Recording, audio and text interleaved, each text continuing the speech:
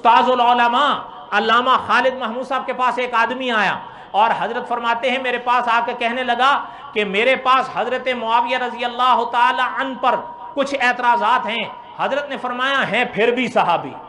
کہنے لگا میرے پاس 10 اعتراضات ہیں۔ حضرت نے فرمایا ہیں پھر بھی صحابی۔ کہنے لگا یزید کو خلیفہ کیوں بنایا؟ حضرت نے فرمایا ہے پھر بھی صحابی۔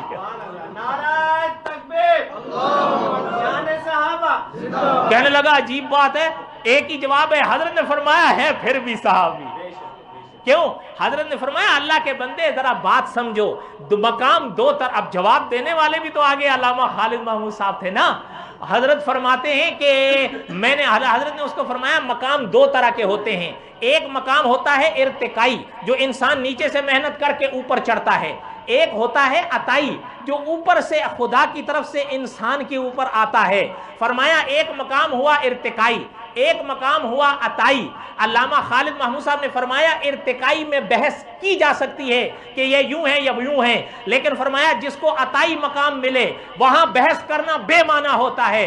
فرمایا استاذ العلماء علامہ خالد محمود صاحب نے کہ صحابہ کا مقام ارتقائی نہیں عطائی ہے۔ جب مقام عطائی ہے تو بحث کیا معنی؟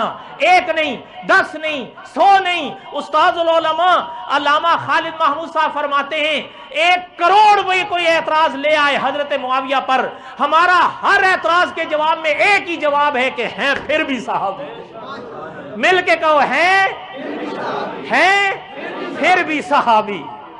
اللہ کے بندو ہم نے تو دیکھنا ہے، اس لیے کہ یاد رکھیے گا ہم ہر اس آنکھ پہ مرنے کے لیے تیار ہیں جنہوں نے محمد رسول اللہ کو دیکھا ہے صلی اللہ علیہ وسلم۔